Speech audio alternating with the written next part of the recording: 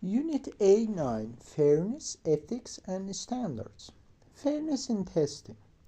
Defining fairness and ethics in language testing is difficult, and different people have different views about what fair tests are, or whether tests can ever truly be fair.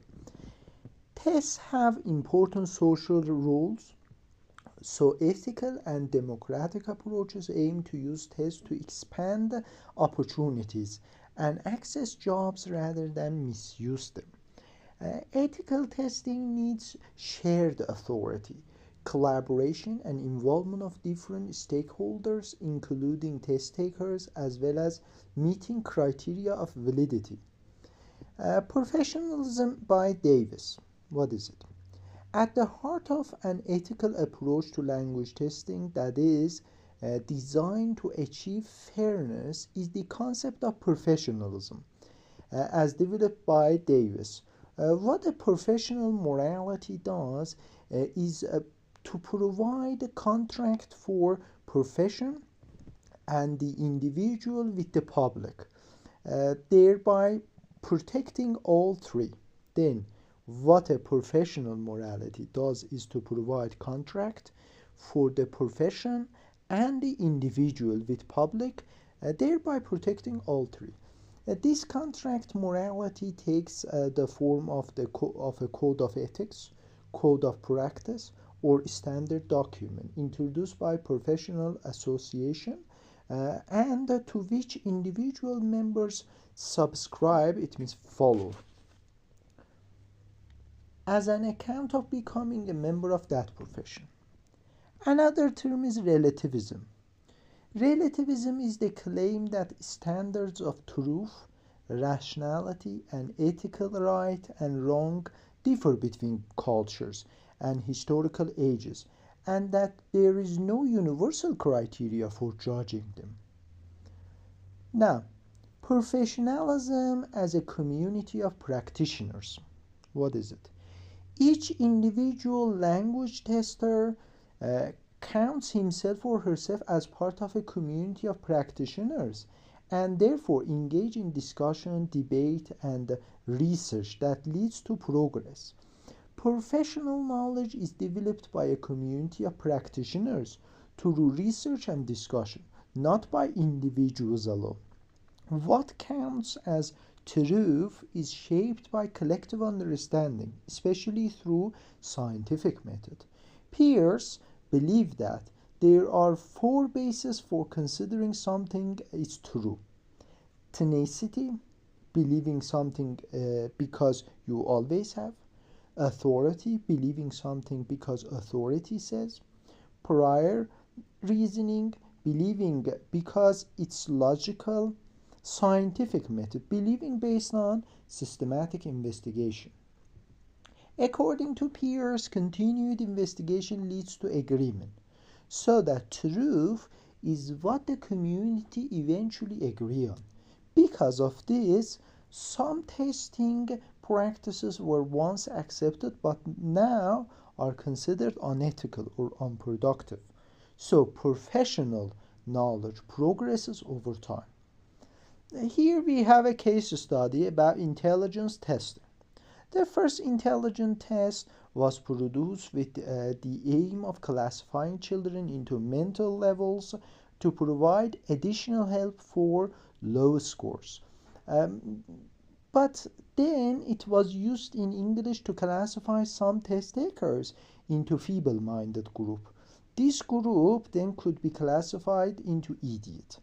This test was used in immigration center, and 40 to 60% of immigrants were classified in feeble-minded group. In fact, the test was misused and it was not appropriate for those people. This had some social and personal consequences for immigrants. The professional educational testing is now agreed unanimously that such a use of test was unethical and unfair. And commonly, practitioners come to collective understanding that it was unethical. Now, Individuality and participation. Although community and its unity agreement is vital in ethicality and fairness of a test or any research, individuals within community have critical and pivotal role to challenge and question what community had accepted. In fact, an ethical community should be open to debate and self-questioning. In ethical practice, contrary views should be listed. So, besides putting emphasis on community progressions, individual freedom should be considered as well. Because without challenging every view from every angle, progression is impossible. Now, professionalism and democracy. Well, ethical practice in language testing is a democratic approach.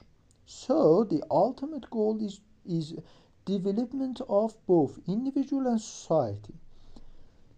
Therefore, individual test taker has responsibility to professional community and society. Furthermore, democracy means personality is first and final reality. In a democratic society, any individual can have his own critic and choice. In professionalism and democracy, there are two views about ethical position.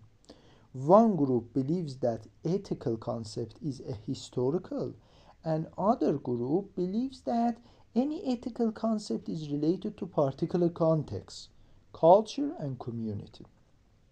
One concept can be ethical in one context but unethical in the other culture. Only in democratic society we can rely on scientific method of investigation. In conclusion, silence about testing is enemy, not ethical practice. We cannot put away a test completely because it may be considered unethical. We should use it with deep understanding and talking. Now, another term here is consequentialism. One important issue related to ethical practice is consequentialism. It means considering the consequences that our present decisions and actions entail.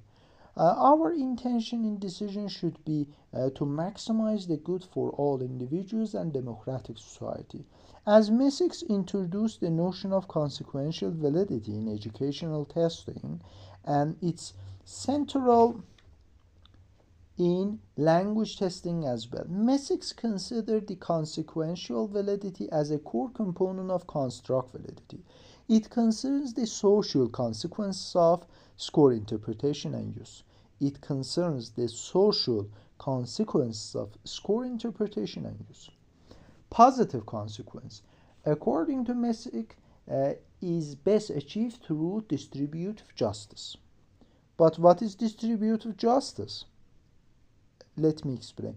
Appropriateness of access to conditions and goods that affect individual well-being, including physical, psychological, economic, and social aspects. Ethical and fair decisions are those which address test effect at every step of test development process. Now, effect-driven testing.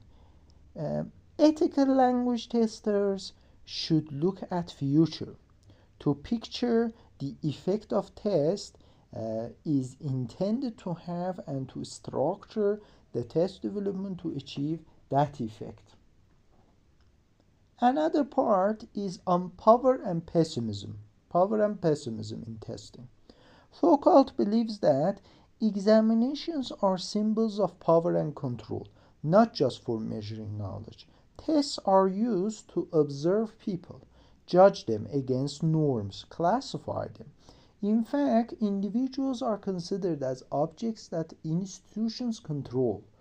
He believes that knowledge is a construct that is created by powerful groups to control people, keep weaker groups under control.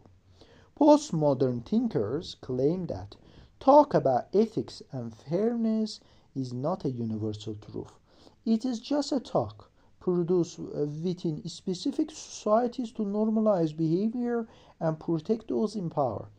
While attempts have been made to create ethical standards and quality systems in testing, but ethical relativism, cultural diversity, and disagreements over core concepts make it difficult to impose universal standards.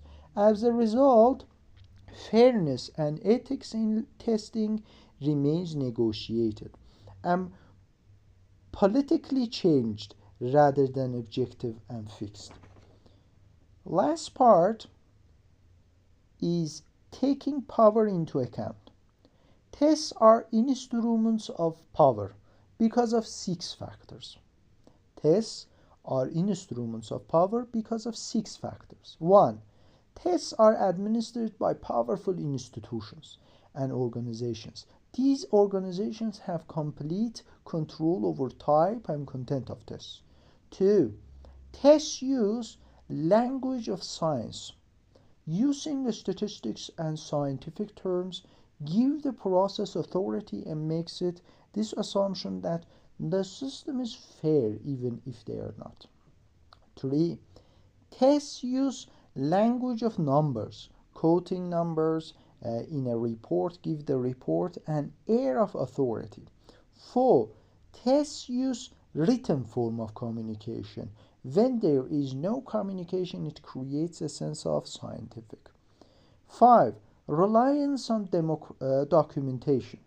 Test results can be recorded and documented so that each individual has a file that can be used for comparison with others and judging about them. 6. Tests use objective formats. The truth is contained in the test, as most tests contain items to which there is a correct response.